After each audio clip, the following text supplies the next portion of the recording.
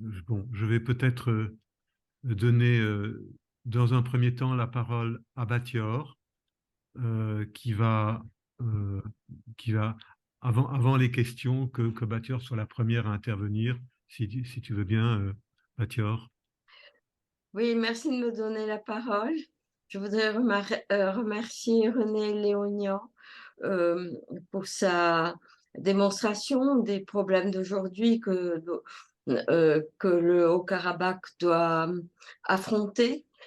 Et je voudrais remercier aussi John Eibner pour cet extraordinaire relevé, cet extraordinaire compte-rendu de la tragédie arménienne au cours des siècles et surtout le féliciter de l'avoir bien mis en contexte, dans son contexte oriental, c'est-à-dire dans le contexte du djihad et de la dimitude, ce que le monde occidental ignore totalement et rejette d'ailleurs aussi. Et du fait donc de cette ignorance de la réalité du monde islamique, des relations du monde islamique avec les populations non musulmanes, donc la continuité du djihad, la permanence et la prégnance du djihad à travers les siècles. Donc, le fait donc que le monde occidental ne comprend pas ce qui se passe, le conduit à prendre des décisions qui sont suicidaires pour son avenir. Je ne sais pas si vous voulez traduire ceci, Oui. Angélique, pour John. John, so Batio wishes to thank you and for your contribution, and especially the fact that you have put in perspective the conflict with the um, uh, I would say uh, the reasons why most of the time the Western countries do not understand what's going on, and there is a dynamic for centuries, and you have explained that very, very clearly. Thank you. Thank you, Batior. Oui, c'est très important de remettre ce conflit dans son contexte historique, c'est-à-dire, et d'ailleurs c'est clair, bien que l'Azerbaïdjan se présente comme un État laïque, néanmoins on voit bien par les déclarations de son président qu'il demeure toujours dans la logique du djihad. Et donc pour nous, occidentaux, pour nous, Européens, nous devons nous demander maintenant si nous sommes encore au XXIe siècle dans cette logique du djihad, parce que dans ce cas, elle concerne toutes les autres nations et pas seulement les Arméniens. Et d'autre part, on constate aussi, d'après la description de John, que le monde occidental demeure toujours très divisé, tandis que le monde islamique est toujours uni dans le djihad contre la cible qu'il cherche à détruire. Alors nous voyons par exemple que la Russie et les États-Unis ne protègent pas les petites nations, contrairement aux grands principes dictés par l'ONU.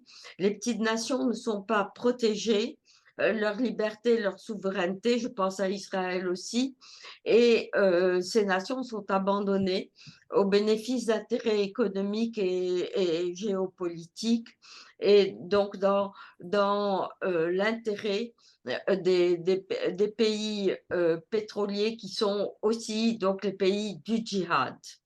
Donc, nous devons réfléchir à notre attitude à nous en tant que occidentaux, en tant que population, pays aussi, je pense toujours à Israël, au Liban, etc., aux chrétiens du Liban. Si notre avenir est le retour de la dimitude, ou si nous devons recommencer à nous battre en ayant un Occident qui n'est pas assez instruit, qui n'est pas assez critiqué pour et donc quel sera notre avenir dans cette situation? Si l'Occident, les grandes nations européennes, la Russie, les États-Unis, particulièrement les États-Unis, toujours à soutenir les mouvements djihadistes et radicaux, si donc les États-Unis continuent dans cette direction, quel sera notre avenir à nous? D'abord les pays occidentaux et les petits pays qui seront abandonnés comme maintenant les Arméniens. Je ne veux pas faire trop long, mais je voudrais aussi rappeler qu'on a un devoir, un devoir humain envers un petit peuple abandonné par tous les autres et qui est agressé par le djihad et par la destruction. Voilà, je te rends la parole, Alexandre. Merci, Batior. Bon, je crois que nous pouvons maintenant prendre des questions, des questions dans l'assistance. Si des gens veulent maintenant vous pouvez, comme je vous propose de commencer à mettre vos questions par écrit et dans quelques instants, nous allons les prendre et les répercuter, puis peut-être on verra comment va évoluer la soirée. Je crois que ça a été, ce que John a raconté a été bouleversant pour tout le monde parce qu'on est en train de voir en temps réel des choses euh, qui se sont passées maintes fois au Moyen Âge, maintes fois pendant des siècles, et qui se passent maintenant à la frontière de l'Europe. C'est juste à la frontière de l'Europe. Donc merci John et merci René pour cette présentation. J'aurais préféré que vous nous racontiez autre chose, mais voilà, c'est quand même c'est la dure réalité. Alors, parmi les questions qui sont déjà posées, alors, il y a pourquoi est-ce que les États-Unis ne soutiennent pas l'Arménie? One question which was raised, I translate, why do United States do not support Armenia? Well, the simple reason is because they have greater interests with Azerbaijan. That's really why all of these countries, whether it's the United States or others, have swung to Azerbaijan. Armenia has little to offer economically, strategically. The United States actually has few interests there economic. Its only geopolitical interest is to try to push the Russians out. And that does not translate into support for Armenia. So the United States has no, its interests are with oil supplies to Europe, using Azerbaijan as a counter to Russia economically, and they simply don't have the interest to make any kind of sacrifice to expend political capital in really doing something concrete to help Armenia. And it is quite clear now, even more so than ever in this secular age, although it's gone on for centuries, there is no such thing as Christian solidarity among states. The United States is not a Christian power anymore, and it never really did function in terms of foreign policy as a Christian power showing solidarity with besieged Christian populations. If it did so by accident or because there were other interests involved. So it's not an anti-Armenian position that the United States takes. It's simply they don't have their interests are not there. Donc je traduis, en fait, les États-Unis ont plus d'intérêt en Azerbaïdjan qu'en Arménie. L'Arménie a peu à offrir économiquement. Et en fait, il n'y a pas de solidarité chrétienne entre les États. Donc, voilà, les États-Unis ont intérêt à ce que l'influence de la Russie diminue. Donc, ça peut être aussi intéressant de ce point de vue de soutenir l'Azerbaïdjan et non pas l'Arménie. Et donc, c'est un calcul de la part des États-Unis. Il n'y a pas de soutien particulier de l'Arménie. I just want to say, I forgot to mention, I mentioned the economic interest, but also there's the military and security interests in connection with Iran.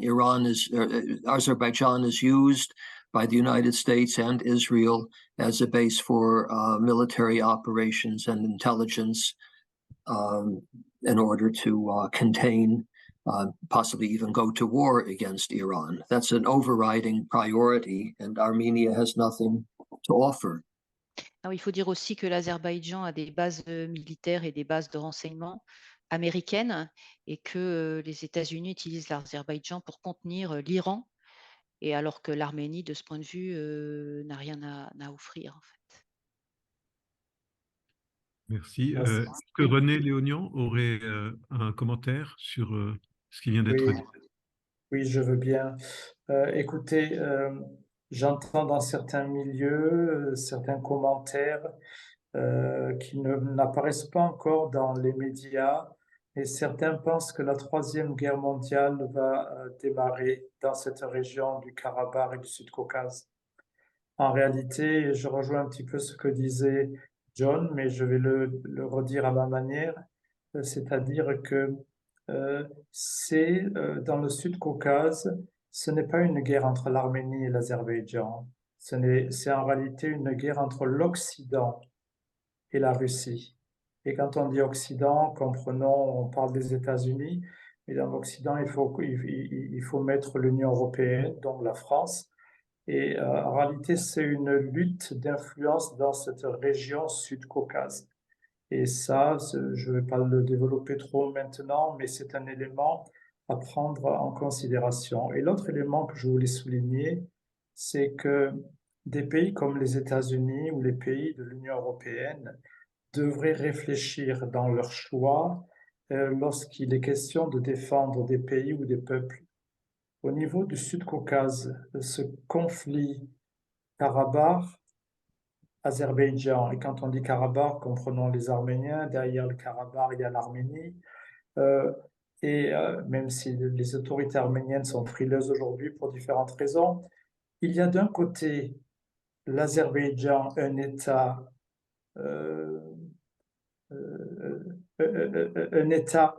antidémocratique, tyrannique. Le président de l'Azerbaïdjan, c'est un tyran. Et de l'autre côté, il y a une Arménie qui est démocratique. Le Karabakh, c'est un pays démocratique avec des élections libres. Sur l'Azerbaïdjan, on pourrait parler au niveau des libertés en général, pas de liberté de médias, pas de liberté dans la population civile. Donc, les États-Unis, puisqu'on parlait des États-Unis, mais même chose pour l'Union européenne, il devrait y avoir un choix tellement naturel s'il y a entre l'Arménie et l'Azerbaïdjan, ou les Arméniens du Karabakh, la République autoproclamée du Karabakh et l'Azerbaïdjan, un choix à faire. Il n'y a pas photo. Il y a une tyrannie d'un côté, une dictature, et de l'autre côté, il y a une démocratie. Merci. Je peux juste une chose à ajouter Oui, aussi. Quand on parle de l'influence de l'Occident ou l'influence de la Russie, vous comprenez bien que pour les États-Unis, par exemple, et pour l'Union européenne, prendre le côté se mettre du côté de l'Azerbaïdjan, c'est aussi accélérer le départ des soldats russes qui se trouvent actuellement dans le Karabakh pour sécuriser, comme ils le peuvent, les Arméniens du Karabakh. Donc, c'est vraiment chasser la Russie, non seulement économiquement parlant, mais militairement parlant. Alors là, maintenant, je ne rentre pas dans le détail. Est-ce que pour les Arméniens, il vaut mieux être pro-russe, pro-occidental? Ça, c'est encore un autre débat. Oui, merci. Alors, je reprends une autre question. Est-ce qu'il est possible d'émettre que l'ONU envoie une troupe d'interposition. Alors ça n'a pas du tout été envisagé dans les discussions ou même dans la presse, je n'ai pas vu ça. Est-ce que c'est possible? Je traduis aussi en anglais pour John. Is it possible that United Nations sends troops to, comment dire, comme interposition, to... Peacemaker, Peacemaker. ouais, Peacekeeping troops. Ouais, I- It's highly unlikely. One can never say something is absolutely impossible, but one cannot get a simple resolution against Azerbaijan from the UN Security Council. There seems to be a genuine consensus amongst the powers that Karabakh is to be sacrificed, and they will not, in my opinion, seriously consider involving themselves with peacekeepers and what happens if the peacekeepers are attacked. Nobody wants to have that kind of engagement on behalf of 120,000 Karabakhi Christians. When you think of it from the perspective of these great powers, what difference does it make if the world has 120 more displaced people, 120,000 more displaced people who will be forgotten about in 6 months' time?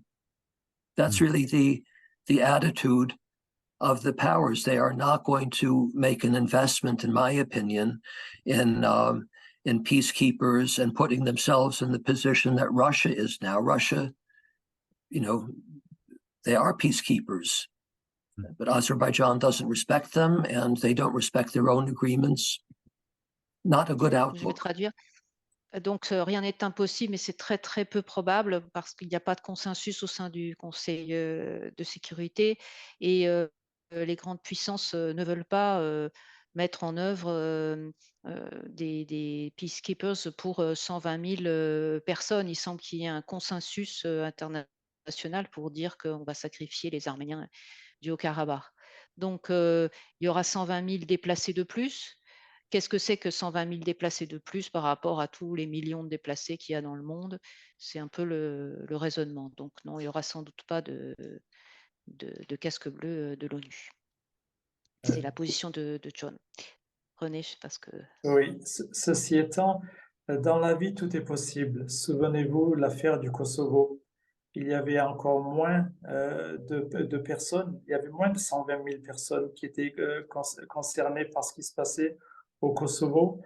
Et l'OTAN est même intervenue militairement parlant. Moi, je pense que il ne faut éliminer aucune option. Pourquoi il ne faut éliminer aucune option? Parce qu'il faut que l'Azerbaïdjan sente qu'il y a différentes formes de sanctions contre son attitude. Pour résoudre cette question, il faut de la volonté politique de la part, oui, de l'Union européenne, des États-Unis, de l'ONU. La volonté politique signifie, d'une part, lancer des sanctions économiques contre l'Azerbaïdjan. Vous allez dire, c'est un petit peu fou parce que l'Azerbaïdjan, c'est une manne économique pour l'Occident. Mais justement, ou bien on est pour l'intérêt économique, ou alors on est pour les droits de l'homme. Si on est pour les droits de l'homme, eh bien, il faut défendre les Arméniens du Karabakh, les 120 000 Arméniens. On n'a pas décrit dans le détail ce qu'ils vivent quotidiennement, mais c'est terrible. Il y a des articles sur ce sujet. Et il me semble qu'au niveau de l'ONU, au niveau des différents parlements, en commençant par la France, il faut voter des sanctions économiques contre l'Azerbaïdjan. Deuxièmement, il faut geler les biens de la famille Aliyev et des oligarques de l'Azerbaïdjan. Et troisièmement, oui, il faut penser à une possibilité de peacemaker, donc de casques bleus de l'ONU, qui aiderait en tous les cas, si ça ne donnerait pas la solution politique, ça permettrait d'arrêter l'appétit mortifère de l'Azerbaïdjan. Là, les Arméniens du Karabakh sont non seulement victimes d'une famine, non seulement le spectre d'un nettoyage ethnique, mais d'un assaut militaire de la part de l'Azerbaïdjan même s'il y a les casques bleus, les casques bleus russes actuellement, qui malheureusement n'arrivent pas ou ne veulent pas aller trop loin contre l'Azerbaïdjan. Donc, au niveau des casques bleus, c'est une solution. Il faut souligner aussi, d'une manière positive, la décision de l'Union européenne depuis plusieurs mois d'avoir envoyé plusieurs centaines d'observateurs, voilà, j'allais dire de surveillants, enfin, d'observateurs à la frontière entre l'Arménie et l'Azerbaïdjan, seulement côté Arménie, parce que l'Azerbaïdjan n'a pas accepté que côté Azerbaïdjan, il y ait les observateurs européens, mais il faudrait des observateurs de l'ONU à l'intérieur du Karabakh pour voir ce qui s'y passe. N'oublions pas que le blocus de cette route, de ce corridor qui va de l'Arménie au Karabakh, c'est en gros une 30-40 km qu'on appelle le corridor de Lachin.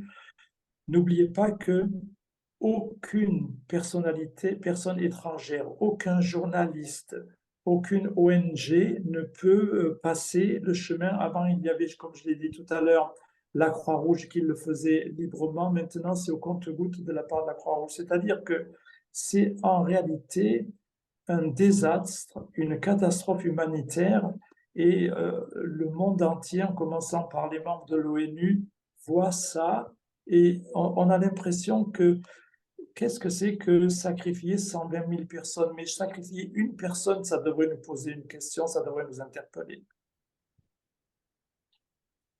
Je pense que effectivement, nous, sur Dimi Watch, on n'est pas sensible spécialement au fait qu'il s'agisse de chrétiens, mais au fait qu'il s'agisse de gens qui sont menacés et à qui on refuse la liberté et la liberté de conscience.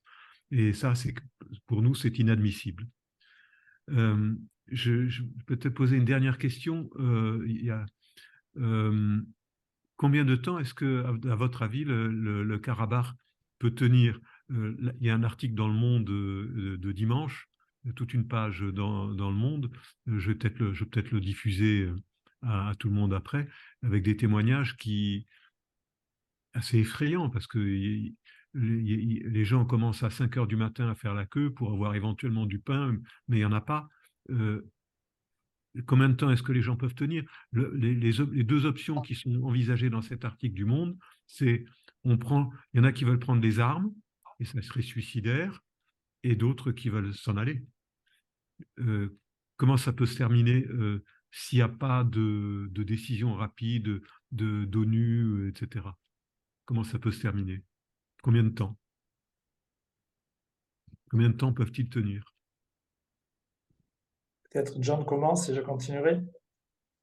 So how many time do you think the Armenians of Nagorno-Karabakh can hold the blocus, can survive with the blocus? Well, it's really hard to predict, but people are dying now. There have been several cases of starvation. There are people who are dying, who are mainly ill people already, who have malnutrition. And how long they can hold out, I don't know. I really cannot say. I would not have thought that it would be more than a few months unless something happens. And I'm sure that something will happen within those several months. It's likely to be either resistance of an armed sort, a desperate act of armed resistance, or an attempt to organize a mass exodus in a way that does not indicate surrender to the Azerbaijanis. I know in speaking with people in Karabakh, if resistance is just out of the question, at least the gene pool will survive if there's a mass exodus, and they will try to establish Karabakhi communities elsewhere. That's a last resort, but I believe that there will be some signs of resistance. I know that Azerbaijan has succeeded in gaining support for its idea of having this simultaneous opening of the road from Agdam, the road from Azerbaijan, where not only humanitarian aid will go, but of course security people, military people will enter that road and they will establish their sovereignty. Meanwhile, opening the road to Armenia in the hope that the Karabakhis will leave. Donc il dit qu'il ne sait pas combien de temps ça peut durer. En tout cas, ce qu'il sait, c'est qu'il y a des personnes qui meurent déjà actuellement, en particulier des personnes âgées ou malades, sans doute quelques mois, mais que d'ici là, si l'Azerbaïdjan met en place ce corridor à travers son propre territoire, bon, dans ce corridor, il y aura bien sûr peut-être de l'humanitaire, mais aussi des militaires et puis de la police, enfin, des gens qui vont établir l'ordre azerbaïdjanais dans le territoire.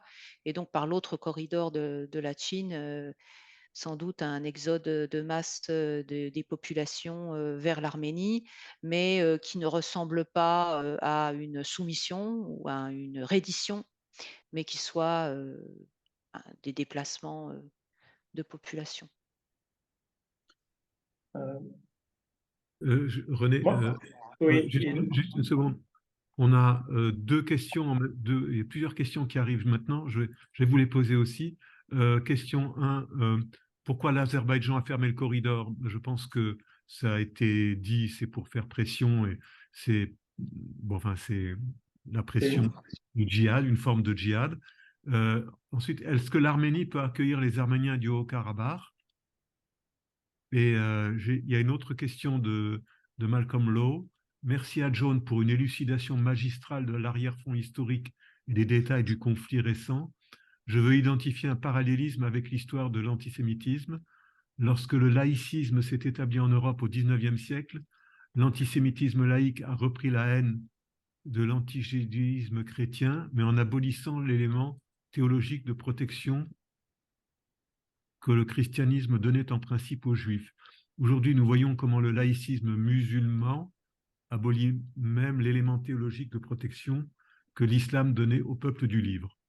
Donc, oui, si je comprends bien, la dimitude, c'est une protection, mais je pense que c'est un leurre. Enfin, la protection contre qui? Contre celui qui la donne. Mais, Je pourrais expliquer, oui, c'est parce que c'est dans un état, les Arméniens sont considérés dans un état de rébellion et donc c'est désormais une relation de djihad, c'est pas une relation de protection. Donc il n'y a pas de protection, c'est le djihad, c'est clair. D'accord, merci. Je vais essayer donc de tenir compte des questions et puis de répondre à la première question, à savoir combien de temps les gens peuvent tenir. Moi, les informations que j'ai, c'est pas une question de mois, c'est une question de jours, c'est une question de semaines. Donc la situation est vraiment alarmante. Les gens n'ont pas leur pain quotidien. Ne parlons pas d'autres denrées. Ils n'ont pas suffisamment de médicaments. Le nombre de jeunes femmes qui avortent qui n'arrivent pas à avoir leur grossesse à terme parce que par la fatigue, elles ne peuvent pas aller à l'hôpital. Enfin, il y a 1000 situations. Je ne voudrais pas rentrer dans le détail, mais imaginez, les gens ne peuvent plus se déplacer. Il n'y a plus d'autobus, il n'y a plus de carburant. Ils ne peuvent pas faire les moissons. Hein. Sans parler des militaires azerbaïdjanais qui tirent à la frontière sur les Arméniens du Karabakh qui essaient de cultiver leur champ. Pourquoi le corridor de la Chine a été fermé? Mais ça, c'est une arme que l'Azerbaïdjan utilise. C'est une arme qui a été qualifiée d'arme de génocide par des spécialistes du droit international. D'ailleurs, il y a la Cour de justice internationale qui s'est manifestée. Il y a des décisions d'organismes internationaux qui condamnent l'Azerbaïdjan de cette attitude qui est une attitude en réalité qui pousse à penser fortement qu'il s'agit d'un génocide prémédité par la famine. C'est un génocide. Les solutions, les Arméniens du Karabakh ne veulent pas quitter le Karabakh. Ils ne veulent pas de l'aide humanitaire de l'Azerbaïdjan parce que quelle hypocrisie! La route qui relie l'Arménie au Karabakh, par jour, il y avait 400 tonnes de nourriture et de biens de consommation qui étaient envoyés de l'Arménie vers le Karabakh. Depuis le mois de décembre de l'année dernière, il n'y a presque rien qui passe. Donc pour l'Azerbaïdjan, c'est en quelque sorte punir la résistance des Arméniens qui ne veulent pas se soumettre. Le président Aliyev a donné deux possibilités aux Arméniens. Il leur a dit, première possibilité, vous acceptez de faire partie de l'Azerbaïdjan et vous n'aurez pas plus, pas moins de droits que les citoyens de l'Azerbaïdjan. Vous voyez un petit peu ce que ça veut dire. Deuxième possibilité, on ouvre le corridor de la Chine seulement dans un sens, du Karabakh vers l'Arménie. Ça veut dire vous dégagez. Je ne parle pas des paroles qui ont été dites juste après la guerre de 2020 par le président Erdogan de Turquie ou alors le président Aliyev d'Azerbaïdjan, à savoir que on n'avait pas fini le travail en 1915. On va le finir maintenant. Vous voyez un petit peu, c'est-à-dire qu'en 1915, il n'y a pas suffisamment d'Arméniens qui ont été éliminés. On va les éliminer maintenant. Et pour eux, éliminer, ce n'est pas que les Arméniens du Karabakh, c'est aussi conquérir toute l'Arménie, les 30 000 km² d'indépendance de l'Arménie. Il y a une autre solution. L'ONU, si elle était un petit peu courageuse, pourrait accepter ce qu'on appelle la possibilité de sécession comme remède, c'est-à-dire d'accepter que le Haut-Karabakh soit autodéterminé et ne rentre pas dans le giron de l'Azerbaïdjan comme remède pour justement sauver la population. On rejoint ce qu'on disait tout à l'heure par rapport au Kosovo, mais il y a d'autres exemples. Il y a le Timor oriental. L'ONU, quand elle le veut, et les puissances mondiales, dont la France et les États-Unis, quand elles le veulent, elles sont capables de dire stop, halt devant une situation. Eh bien, il faudrait qu'il y ait ce courage. Et la France en tête, le président Macron a répété à plusieurs reprises, ce qui touche l'Arménie touche la France. C'est fort ce qu'il a dit. Eh bien, nous voulons maintenant qu'il y ait certains actes et la France peut avoir un rôle à jouer auprès de l'ONU pour que, justement, il y ait un chemin, en quelque sorte, de justice, un chemin où le droit de l'être humain soit respecté. On a beaucoup parlé, moi moins bien sûr, de la démitude, mais on est vraiment dans le sujet. Est-ce qu'il y a protection? Est-ce qu'il y a abandon? Et là, aujourd'hui, c'est vraiment un abandon en règle de la part de l'humanité entière par rapport aux Arméniens du Karabakh. Et si le Karabakh était perdu pour l'Arménie, cela va fragiliser très largement l'Arménie. On n'en a pas beaucoup parlé, mais un des problèmes, c'est le panturquisme d'il y a 100 ans en arrière. Ce panturquisme qui voulait et que Erdogan veut aujourd'hui de Constantinople jusqu'à l'Asie centrale, ce panturquisme ne peut pas se réaliser aujourd'hui, tout simplement qu'il y a un pays qui s'appelle l'Arménie. Au sud de l'Arménie, il y a une région qu'on appelle le Zangezur, le Sunnique, et la Turquie, au travers de l'Azerbaïdjan, voudrait faire céder une partie du sud de l'Arménie pour qu'une route passe depuis donc Turquie, Nakhichevan, qui est l'Azerbaïdjan, le sud de l'Arménie, Azerbaïdjan, jusqu'à l'Asie centrale, une route qui soit extraterritoriale, que l'Arménie ne contrôlerait plus. Et c'est cela en réalité le grand rêve. On n'a pas parlé du panturquisme, mais c'est tout un débat. C'est en réalité de nouveau un empire ottoman qui viendrait d'une manière moderne envahir l'est de l'Europe, pas parler de l'Europe entière, en tous les cas l'est de l'Europe, jusque vers l'Asie centrale. Et l'Arménie gêne ce projet dans lequel Turquie et Azerbaïdjan se sont lancés. Ils disent deux nations, un seul peuple. Ils se déclarent comme cela.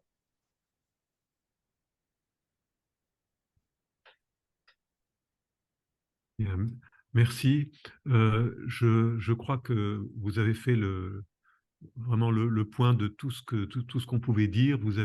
Est-ce que l'un de vous trois, René, Batior ou John, veut encore rajouter quelque chose. Je crois que vous avez vraiment fait le tour de la question ce soir. J'espère que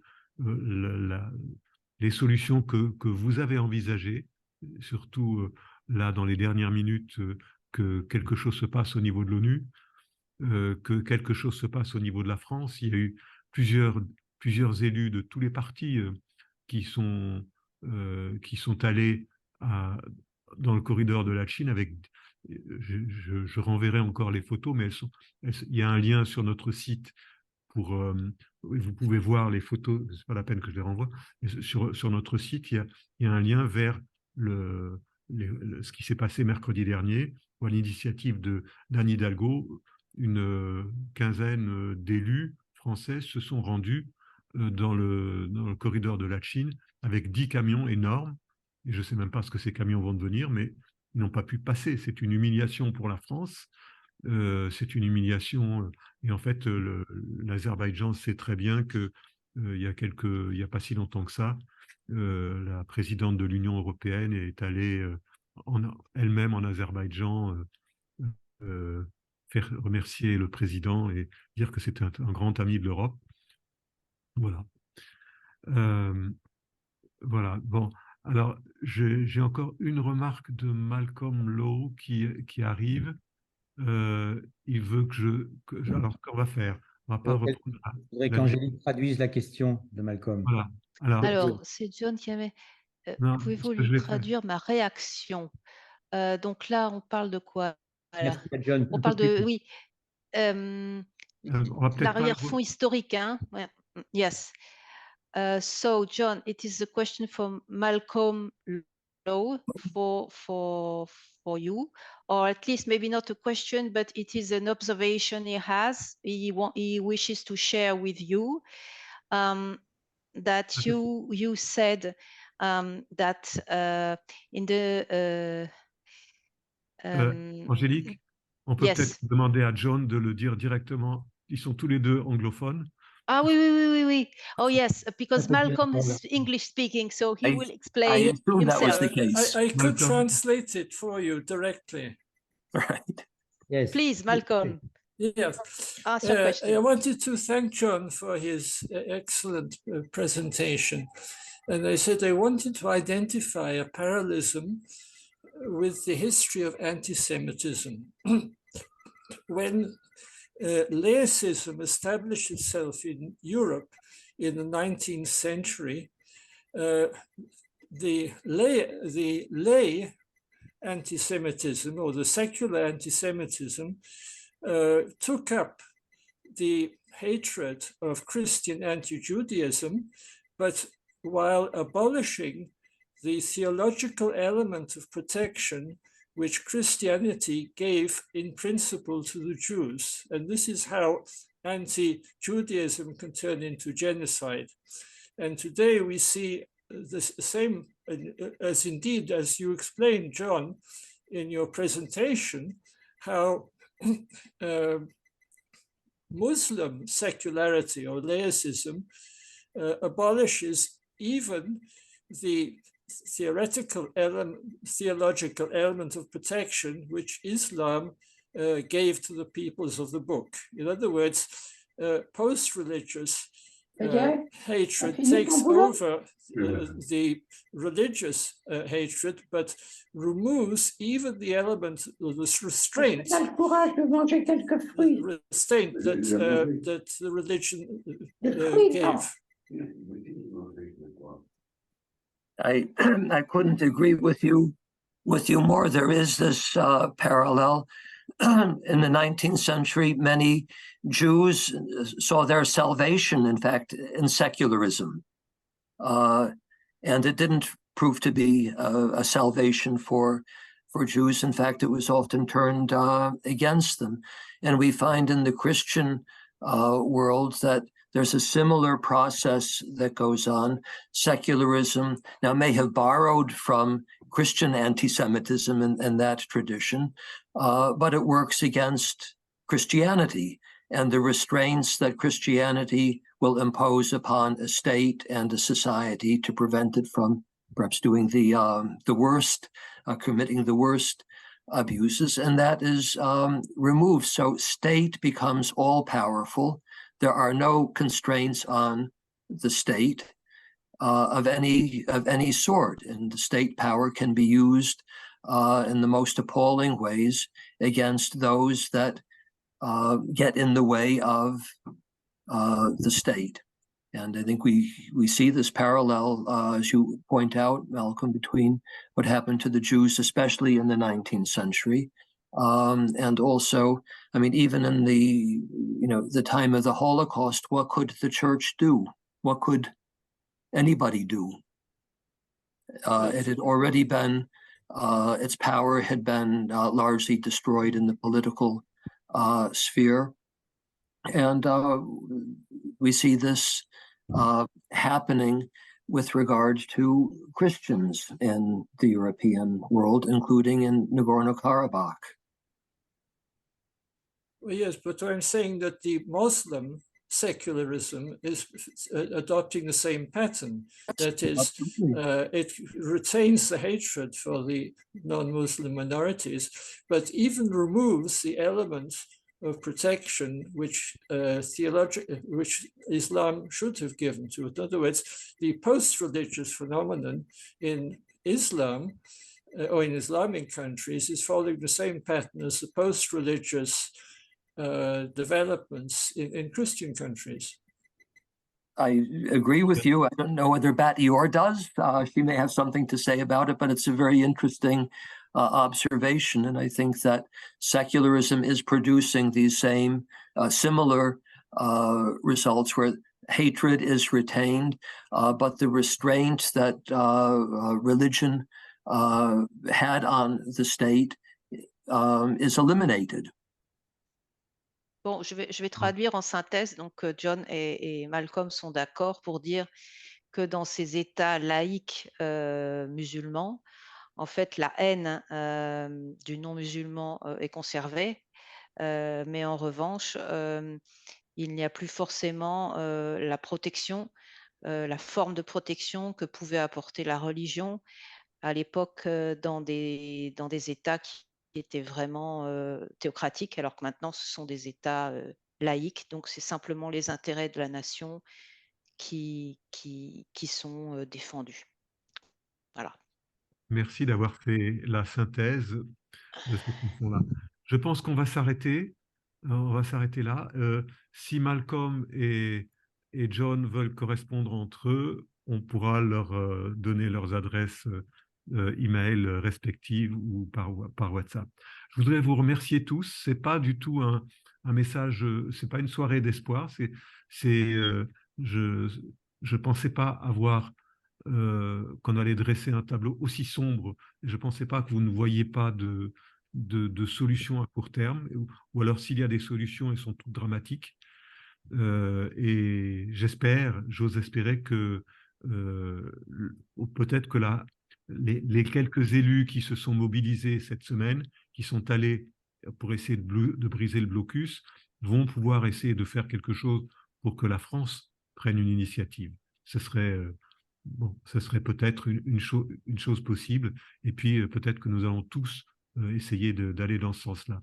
Et je proposerai peut-être aux Arméniens qui sont présents, qui sont à l'écoute, qui sont dans cette soirée, de prendre l'initiative d'une pétition qui pourrait être signée très vite pour mobiliser, pour montrer que l'opinion publique est mobilisée, parce que l'opinion publique, c'est peut-être aussi la forme de démocratie qui peut sauver les choses. C'est pas une conclusion très enthousiasmante, mais je pense que voilà, il faut qu'on soit absolument conscient du danger de l'islam politique, je l'appelle comme ça, et des risques qu'il peut apporter. Et ça peut arriver partout.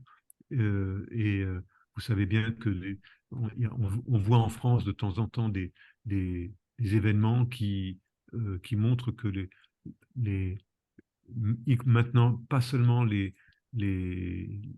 que des musulmans en France, influencés par ces idées de l'islam politique, considèrent les non-musulmans comme des dhimmis. Et ça, c'est aussi quelque chose qu'il faut prendre en compte. Et je vous remercie tous. Bonsoir à Very tous. much. Bonsoir. Et merci encore. Bonsoir. Bye Thank bye. you, John. Thank you very much Ah, you speak French. for having me. Okay. Thank you.